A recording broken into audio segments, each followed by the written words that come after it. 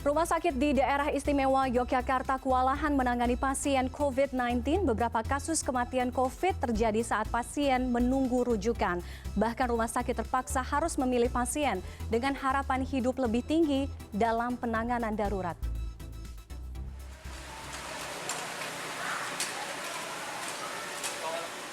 Foto pasien yang mengantre masuk isolasi COVID-19 di instalasi gawat darurat ini kami terima dari Humas Rumah Sakit PKU Muhammadiyah Bantul, Senin tengah hari 11 Januari. 12 jam kemudian, IGD rumah sakit ini ditutup selama 21 jam karena kapasitasnya penuh. Pada malam di hari yang sama, giliran Rumah Sakit Panembahan Senapati Bantul juga menutup IGD untuk semua pasien. Beratnya layanan rumah sakit berakibat pada kondisi terburuk. Mengaduk-aduk perasaan kami karena kami harus merawat pasien ini di ruang ICU dengan peralatan yang seharusnya diberikan kepada beliau. Tapi karena ruangannya nggak ada, alatnya juga nggak ada, ya akhirnya semampunya. Pernah kejadian memang sampai akhirnya karena tidak dapat tempat ICU dan karena dirujuk ke tempat lain juga, rumah sakit lain juga mengalami problem yang sama sehingga akhirnya tidak tertolong, itu juga pernah terjadi. Rumah sakit kadang terpaksa memprioritaskan pertolongan pada pasien dengan harapan hidup lebih tinggi. Terus terang misalnya prognosisnya sudah sangat buruk, kondisinya sangat jelek, tidak mungkin kita selamatkan lagi, kita berikan oksigenasi konsentrasi tinggi saja. Nah itu memang ada pernah beberapa pasien akhirnya meninggal. Setiap hari, Dinas Kesehatan DIY selalu memberikan informasi ketersediaan ruang pelayanan COVID, baik layanan kritikal di IGD atau non-kritikal di bangsal isolasi. Di tanggal 11, terdapat total 79 tempat tidur layanan COVID-19. Berbekal data itu, kami bersama tim kolaborasi media di Yogyakarta mengecek via telepon ke 27 rumah sakit rujukan COVID-19 di DIY. Sini penuh ya Pak, ini ada 5, hampir 6, 7 tambah 2. Ini Pak, full. Hasilnya, tak ada satupun tempat tidur kritikal yang tersedia. Sementara, setidaknya hanya ada 8 tempat tidur di bangsal isolasi, yang terdiri dari 2 tempat tidur khusus pasien perempuan dan 6 tempat tidur khusus pasien gangguan jiwa. Meski demikian, pada publikasi selanjutnya, Dinkes kembali mengumumkan tersedia total 53 tempat tidur. Dinkes DIY mengaku kesulitan menambah jumlah tempat tidur karena susahnya mencari tenaga kesehatan. Seberapapun bed yang kita sediakan, tidak akan pernah cukup. Ya toh Mas Haris? Ajeng pinten coba. Mau berapa? Tapi kalau tidak ada tadi pengetatan, kemudian intervensi terhadap lintas yang lain, program yang lain, itu nggak akan pernah bisa. Sulitnya mencari rumah sakit rujukan membuat inisiasi non-pemerintah bernama Sonjo Rewangan menawarkan solusinya. Inisiasi yang justru didorong oleh tenaga kesehatan ini sebenarnya sebagian besar berisi direktur rumah sakit rujukan COVID-19 DIY. Kemudian kami berusaha untuk mendiskusikan dan kemudian menggunakan cara yang sangat tadi, mohon maaf kayak primitif gitu ya, menggunakan WA Group dan Excel gitu, dan alhamdulillah 89 orang masuk di dalam sistem itu. Pasca libur panjang akhir Oktober lalu, penambahan kasus positif COVID-19 di DIY meningkat tajam. Kondisi ini disusul dengan tingginya kasus kematian akibat COVID-19 dan penanganan pemakaman jenazah dengan indikasi infeksi virus corona. Hendrawan Setiawan, Teguh Supriyadi, Daerah Istimewa, Yogyakarta.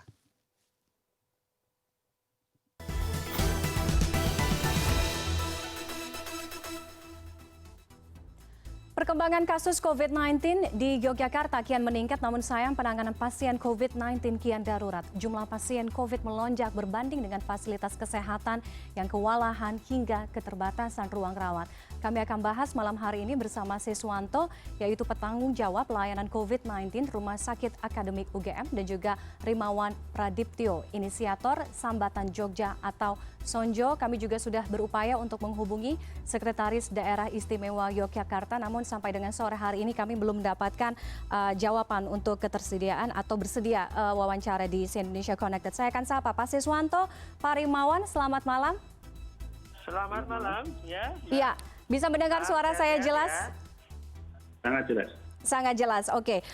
Kita sambil menunggu dari perwakilan dari Sekretaris Daerah Istimewa Yogyakarta, belum bergabung, belum ada jawaban sampai dengan sore hari ini. Saya akan ke Pak Siswanto terkait dengan bagaimana rumah sakit yang ada di Daerah Istimewa Yogyakarta yang mengaku kewalahan terkait dengan penanganan pasien COVID-19 di sana. Yang Anda alami, yang Anda temui di Rumah Sakit Akademik UGM, seberapa kewalahan kondisi ini sebenarnya Pak Siswanto? Iya, selamat sore pemirsa ya yang berbahagia, dan saya berdoa semoga kita tetap sehat-sehat saja. Untuk situasi pelayanan COVID-19 ya di Rumah Sakit Akademik UGM ya, memang sejak bulan Oktober, November, Desember, dan ini Januari itu trennya itu meningkat ya, meningkat tajam, baik pasien-pasien yang memerlukan rawat inap maupun pasien-pasien yang periksa ke poliklinik khusus pelayanan COVID-19 di rumah sakit kami ya. Jadi sebagai gambaran itu ya, itu memang dari bulan November ya, November itu pasien total itu sekitar 102, kemudian Desember naik 134 ya. Nah, memang kalau dari pelayanan, kapasitas pelayanan yang dibuka di Rumah Sakit Akademik UGM itu makin lama memang makin ditingkatkan kapasitasnya. Dengan melihat kebutuhan itu, sekarang malah sudah sekitar 60 bed yang kemudian dibuka ya untuk pelayanan COVID-19. Itu meningkat tajam dari beberapa bulan sebelumnya ya. Dulu di awal pandemi itu kami hanya sekitar 16, kemudian meningkat jadi 26, kemudian 35, 42. Nah, ini sudah sekitar 60-an, dan kami sedang bersiap-siap untuk sekitar 80 bed ya, baik untuk perawatan yang kritikal maupun yang non kritikal itu ya. Oke. Nah, di akhir Desember sama awal Januari ya, itu memang karena yang membutuhkan pelayanan itu jauh melebihi dari kapasitas tempat pelayanan itu, maka otomatis terjadi retensi ya. Jadi beberapa pasien itu kemudian menumpuk di UGD ya, maupun di poliklinik COVID itu, Mbak.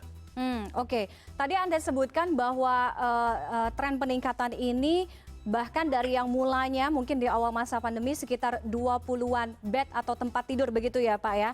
Sekarang sekarang 60, berarti sudah ada penambahan 3 kali lipat. Tadi juga Anda sebutkan bahwa tren peningkatan ini terjadi dari mulai bulan Oktober, kemudian November, Desember, dan juga Januari. Kalau di beberapa rumah sakit tadi ada video dari teman-teman kita, dari tim liputan kita yang ada di Yogyakarta, bahwa beberapa rumah sakit mengaku kewalahan. Artinya kewalahan dalam hal ini itu berarti pasien COVID-19 yang datang ke rumah sakit tersebut untuk mendapatkan perawatan sampai sudah tidak bisa lagi. Artinya IGD sampai tutup, kemudian pasien harus mencari ke sana ke sini rumah sakit atau tempat ruang rawat. Di tempat Anda juga kondisi hal yang sama juga terjadi, Pak Siswanto? Iya, terjadi ya. Betul, kami juga terjadi. Ya sempat katakanlah satu waktu itu menumpuk 7 pasien di UGD ya. Pasien itu memang membutuhkan perawatan itu. nggak bisa masuk karena ruang perawatan untuk COVID penuh itu, juga nggak bisa dirujuk ke rumah sakit lain. Karena memang di rumah sakit lain pun kondisinya hampir sama dengan apa yang kami alami di rumah sakit akademik UGM ya. Oke, Begitu. Kondisi terburuk yang pernah Anda hadapi di Rumah Sakit Akademik UGM apa, Pak Siswanto? Ya, seperti gini ya. Jadi sekarang kan yang masuk itu banyak kasus-kasus yang berat dan kritis. Betul. Ya, berat dan kritis ya. Kasus-kasus yang berat dan kritis itu tidak hanya membutuhkan pengobatan obat ya, tapi juga dia membutuhkan support ya, terapi oksigen ya, dengan alat-alat misalnya adalah high flow nasal kanul, bahkan ventilator ya, dan itu memang dilakukan sebaiknya di ruang intensif ya, apakah itu HCU atau ICU, dengan ruang isolasi yang tekanan negatif kan, karena kan pemakaian alat-alat terapi oksigen menggunakan ventilator atau non-invasif ventilator atau high flow nasal kanul itu akan menimbulkan suatu tindakan yang menimbulkan aerosol, sehingga kalau ruang perawatannya itu tidak standar itu justru malah sedikit membahayakan tenaga yang merawat juga ya. Oke. Dan kondisi seperti itu akhirnya kemudian karena ruangan ICU kami juga terbatas itu, akhirnya kemudian alat-alat high flow nasal kanul kita pakaikan ke pasien-pasien di bangsal perawatan. Jadi semacam bangsal itu kan untuk merawat pasien yang tidak kritis ya. Ini kami rawat pasien yang kritis itu di bangsal. Dengan ya tentu saja kalau merawat pasien kritis di bangsal, pasien itu kan tingkat dependensinya sangat tinggi ya. Oke. Nah, begitu. Pak Sis, saya harus cek juga apakah di Rumah Sakit Akademik UGM juga mengalami hal serupa seperti tadi yang disebutkan oleh tim liputan kami yang ada di Yogyakarta. Ada beberapa kasus kematian pasien COVID-19 di Yogyakarta ini terjadi karena pasien masih dalam kondisi masih menunggu rujukan atau telat mendapatkan rujukan. Saking susahnya ini untuk mencari tempat. Itu juga pernah terjadi untuk di Rumah Sakit Akademik UGM. Iya, memang terjadi, Mbak. Misalnya ada kasus kematian di UGD kami ya, UGD itu karena memang pasien belum tidak mendapatkan tempat untuk dirujuk maupun ini ya, untuk masuk itu ke ruang ICU yang membutuhkan ventilator itu tidak bisa kemudian bertambah kritis akhirnya meninggal. Walaupun sebenarnya memang harus dilihat case by case ya, dalam artian begini. Kondisi pasien COVID yang kritis ya, dia mengalami gagal nafas yang berat itu memang ketika pun diberikan terapi ventilator ya, terapi oksigen dengan menggunakan ventilator itu tingkat kematiannya sangat tinggi ya. Ya, mungkin studi di Indonesia maupun di luar negeri itu lebih dari 90 gitu. Pak Sis, saya tahan dulu. Saya akan ke Pak Rikwanto. Pak Rikwanto, apakah yang dialami oleh Pak Siswanto ini, Anda juga menangkap suara-suara dari masyarakat, khususnya pasien COVID-19 di Yogyakarta yang mengaku sangat susah sekali untuk mencari ruang rawat atau tempat tidur, kritikal, non-kritikal? Terima kasih, Mbak. Halo. Jadi yang terjadi adalah begini, kami tidak membantu pasien dari luar rumah sakit masuk ke rumah sakit, bukan. Jadi gini, Sonjo Rewangan itu adalah salah satu WA group dari 13 WA group yang ada di Sonjo. Sonjo Rewangan dibentuk pada tanggal 14 Desember 2020 atas inisiasi dari rekan-rekan kesehatan yang tergabung di Sonjo. Nah, awalnya namanya Sonjo Legowo, itu salah satu WA group. Lalu teman-teman itu menginginkan, Mas, gimana bisa nggak dibuatkan satu WA khusus untuk rujukan nih, membantu rujukan antar sakit. Nah, itulah yang kami bentuk pada tanggal 14 Desember 2020. Nah, lalu kemudian Pak Rimawan. Karena apa? Di situ ada catatan kami sampai hari ini ada 94 pasien ya, yang kami bantu. 61 itu berhasil dirujuk. Kemudian ada 19 sekarang yang masih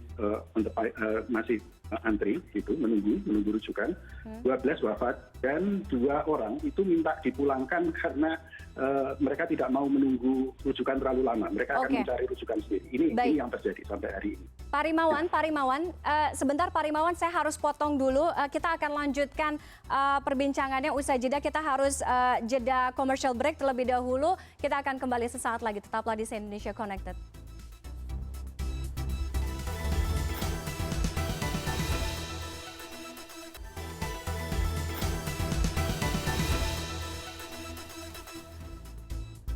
Kita masih akan lanjutkan dialog kita. Gawat Yogyakarta, darurat ruang rawat, masih bersama kami. Ada Pak Rimawan Pradiptyo, inisiator Sonjo, dan juga Pak Siswanto, penanggung jawab pelayanan COVID-19 Rumah Sakit Akademik UGM. Pak Siswanto, Pak Rimawan, kita akan lanjutkan kembali ke Pak Rimawan. Pak Rimawan, Sonjo ini merupakan salah satu gerakan non-pemerintah yang memfasilitasi, artinya membantu bagaimana penanganan COVID-19 yang ada di Yogyakarta. Boleh dijelaskan bagaimana cara kerjanya? Tadi sempat sebelum kita jeda mengenai penanganannya, cara kerjanya melalui WhatsApp group, tapi ini dinilai sangat-sangat membantu bagi para pasien COVID yang ada di sana, Pak Rimawan. Ya, jadi kami mendirikan Sonjo ini sejak 24 Maret 2020. Nah, sejak kemarin kami membuat 2 grup tambahan. Jadi awalnya itu ada 10, kemudian berkembang ke 11, tambah 2 lagi. 2 itu adalah, satu adalah Sonjo Rewangan.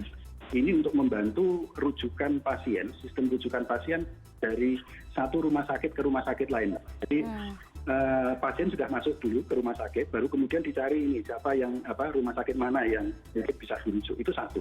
Yang kedua, ini sejak tanggal 14 Desember. Lalu ada yang kedua namanya Sonjo Tangguh. Sonjo Tangguh ini adalah upaya untuk membangun apa yang disebut dengan shelter tangguh. Jadi shelter tangguh ini adalah somewhere in between shelter dengan rumah sakit. Jadi ini shelter tangguh ini kita buka, saya akan untuk buka. Kenapa? Karena tadi di rumah sakit itu rujukan antar rumah sakit sudah tinggi, waktu itu sekitar 20-26 pasien ya yang masih ada in the pipeline. Lalu kemudian ada rekan dari ini Pak Lurah Panggung Harjo, Pak Wahidi Anggoro Hadi, itu malam-malam waktu itu ya jam 10, setengah 10, jam 10 WA saya. Dia mengatakan, Mas Rin, bisa nggak saya dibantu? Apa? Saya punya ini, ada warga saya umur 70 tahun, ini kayaknya kena COVID karena beliau itu dari lulusan farmasi, jadi beliau paham ya masalah kesehatan.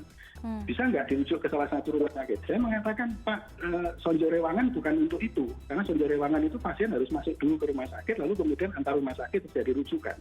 Nah, beliau mengatakan, ini pasiennya dari luar mau masuk, nggak bisa, Mas. Gitu. Nah, kemudian kita lanjutkan diskusi keesokan harinya dan akhirnya kita sepakat untuk membuat, kenapa kita tidak membuat shelter tangguh begitu ya, dan ini kemudian mendapatkan dukungan penuh dari Kadinkes Bantul yang saat itu pada tanggal 8 kami meeting, itu hanya cukup meeting jam 8 sampai jam 9-10 menit. Kita sepakat untuk kemudian bersama-sama mendirikan shelter tangguh ini, dan alhamdulillah tanggal 15 Januari kemarin sudah berdiri. Jadi hanya cukup sekitar tidak lebih dari 10 hari kami sudah membuat shelter tangguh ini. Bekerjasama ini antara kami Sonjo dengan Pemda Bantul dan juga pemerintah desa Panggung Harjo, didukung oleh ID dan juga ARRSI. Oke, Pak Rimawan, membantu rujukan pasien, artinya ini pasien yang dalam kondisi ringan sedang saja, atau berat juga, atau berat saja, atau bagaimana? Nah, begini ya, jadi saya yang seringkali mengadit, saya yang menciptakan sistem itu. Jadi saya mengatakan, mari kita buatkan sistem. Sistemnya apa? Jadi teman-teman dari rumah sakit yang ingin merujuk, kemudian menunjukkan ini ada kode pasien sekian, kami nggak tahu namanya, gitu. Kode pasien sekian, kemudian diberikan kira-kira simptomnya apa gitu, dan kemudian yang dibutuhkan apa. Jadi yang dibutuhkan itu bisa ruang isolasi, bisa ruang ICU, ada ruang HDU gitu ya. Dan itu tiga-tiganya ada semua gitu. Jadi ada semua di situ. Jadi ada yang butuh ICU, ya memang benar. Nah itu yang kita kemudian saya setiap saat ketika ada update dari teman-teman rumah sakit langsung saya update. Jadi paling lama saya mengupdate itu waktunya 1 jam karena saya juga punya pekerjaan lain ya. Sehari itu bisa 4-5 kali bahkan 6 kali mengupdate. Bagi saya lakukan aja karena juga cepat. Dan itu kami menggunakan Outlook plus Excel. Dan ini sangat membantu karena sampai sekarang sudah ada dalam sistem kami sudah ada 61 yang berhasil kami rujuk. Meskipun ada 12 yang wafat selama proses menunggu rujukan itu. Simple sebenarnya apa yang dikerjakan oleh Sonjo ini, yaitu melalui hanya dengan menggunakan WhatsApp Group dan juga Excel. Cara kerjanya seperti apa menggunakan WhatsApp Group? Saya ngebayangnya kan artinya teman-teman yang ada di gerakan ini harus standby 24 jam.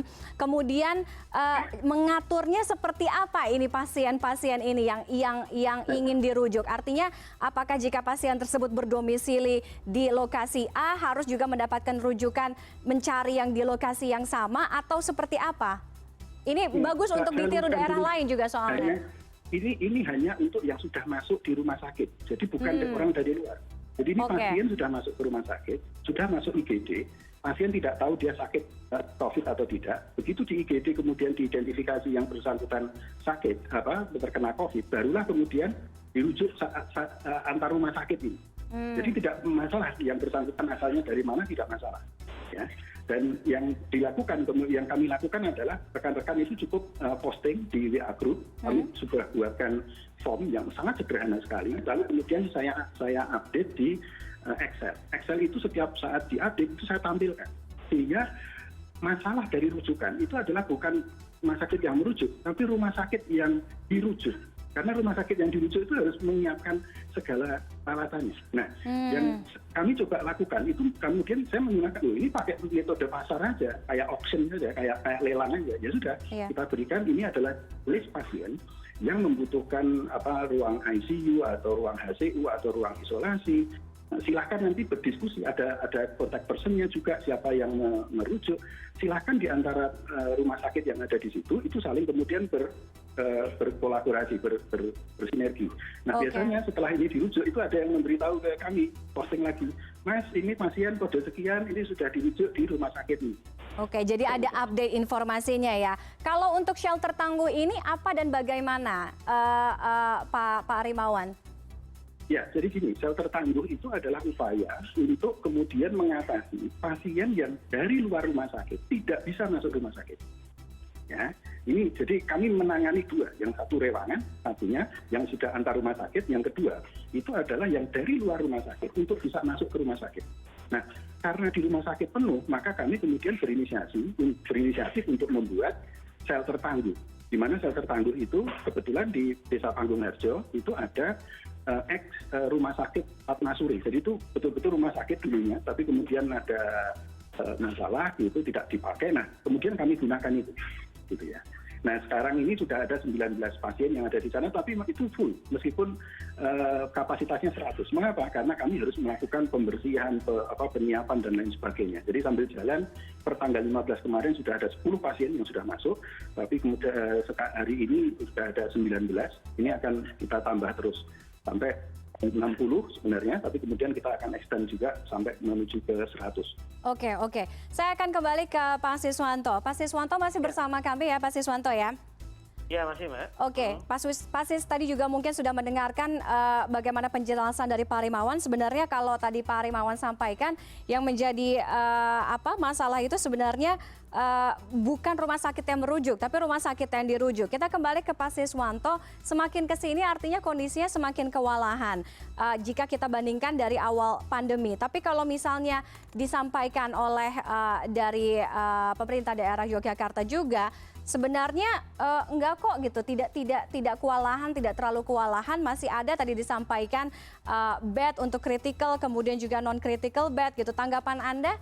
Kondisinya di tempat Anda justru berbeda. Ya. Jadi begini ya, jadi sekarang kan memang di akhir-akhir ini tuh prioritas pasien yang dirawat itu berbeda dengan ketika awal-awal pandemi. Ya, ketika awal pandemi itu pasien-pasien yang ringan, sedang, ya ringan dan sedang, bahkan dulu ada yang tanpa gejala dengan komorbid tetap dirawat di rumah sakit, ya. Tapi kalau sekarang prioritas kami itu adalah merawat yang derajat severity-nya itu dari sedang, berat, dan kritis. Bahkan berat dan kritis itu sekarang lebih mendominasi ya, lebih banyak itu loh. Sedangkan yang berat dan kritis itu membutuhkan ruang perawatan yang lebih kompleks, canggih lagi kan, karena kan butuh ICU, butuh HCU, butuh ICU begitu. Ya begitu. Mungkin kalau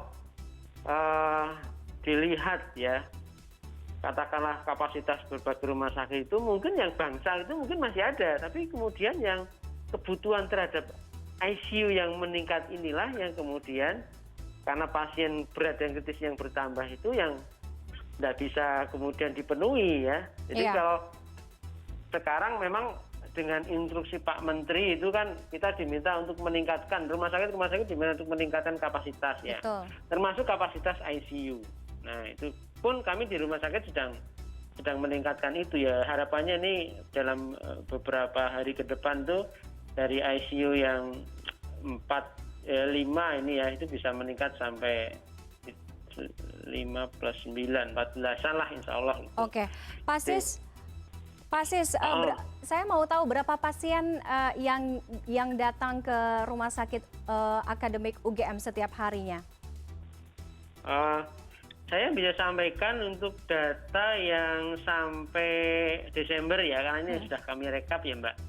Ya, yang sampai Desember itu nih ya, gambarannya adalah pasien yang datang ke poliklinik khusus COVID dan IGD ya, itu yang Desember ya itu 1.872 nih, satu bulan ya.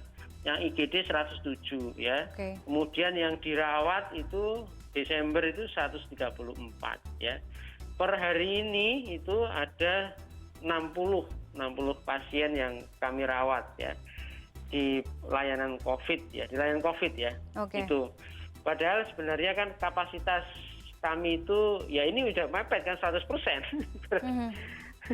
Oke. Itu Mbak. Oke, Pak Sis, artinya kita lihat apakah publikasi informasi terkait dengan penanganan COVID, ketersediaan ruang rawat ini juga yang menjadi salah satu permasalahan sehingga masyarakat atau pasien COVID-19 ini di Yogyakarta susah sekali untuk mendapatkan penanganan, khususnya ruang rawat. Satu hal penting juga Mbak yang perlu diketahui oleh khalayak masyarakat ya, bahwa pasien-pasien yang berat dan kritis itu memang masa rawat inapnya itu lama, ya, lama itu, sehingga antara pasien yang datang ya dengan yang sudah dirawat itu keluarnya itu lebih lambat daripada yang datang. Okay. Yang datang itu lebih banyak itu ya. Okay. Dan saya sebenarnya juga mendapatkan curhat dari teman-teman sejawat yang merawat di rumah sakit di DIY ya. Dia memang ya porsi yang pasien berat dan itu jauh lebih meningkat akhir-akhir ini dibandingkan pas awal-awal pandemi ya. Okay. Gitu. Sehingga iya. Kondisi ini pernah Anda sampaikan ke pemerintah daerah dalam hal ini Dinas Kesehatan kah atau Satgas kah? Oh ya, jadi di level koordinasi antar rumah sakit itu sudah ada. Okay. Dinas Kesehatan, kemudian rumah sakit ya, itu sudah ada koordinasinya Mbak. Jadi direktur kami juga selalu mengupdate, oh ini kondisinya seperti ini. Sudah ada report artinya ya. Tapi Oke, tapi solusinya yang belum ada alias belum maksimal. Terakhir saya Pak Sis, saya akan pindah ke Pak Parimawan. Terakhir Pak Parimawan, ini juga yang mengakibatkan artinya publikasi informasi tadi seperti yang saya tanyakan ke Pak Siswanto, ini yang menjadi salah satu permasalahan besar bagi masyarakat khususnya pasien COVID untuk mendapatkan perawatan di sana. Ya, sebenarnya ya intinya adalah karena kita terlalu banyak ya pasiennya yang masuk itu banyak dan tidak ada di masa-masa sebelumnya juga tidak ada upaya untuk ngerem dari sisi hulu gitu. Itu yang jadi masalah kemudian. Kita tidak pernah melihat ini sebagai suatu krisis. Itu yang kalau saya lihatnya ya hanya seperti itu sih sebenarnya. Karena kalau misalkan kayak di yang Sonjo Rewangan tadi, list ini sejak 14 Desember Mbak, sudah ada. Oke, sudah sebulan artinya ya kondisi iya, ini ya? Ini sudah sebulan gitu. Dan dan itu sebenarnya banyak hal yang bisa diselesaikan dengan cara-cara yang sederhana. Oke. Sayang sekali belum ada perwakilan dari pemerintah Daerah Istimewa Yogyakarta yang bersedia bergabung dalam diskusi kita malam hari ini. Walaupun tidak ada yang bersedia, mudah-mudahan bisa mendengar suara-suara dari Pak Rimawan dan juga Pak Siswanto. Terima kasih sekali lagi Bapak-Bapak sudah bergabung dengan CNN Indonesia Connected malam hari ini. Selamat malam, salam sehat selalu. Amin, amin.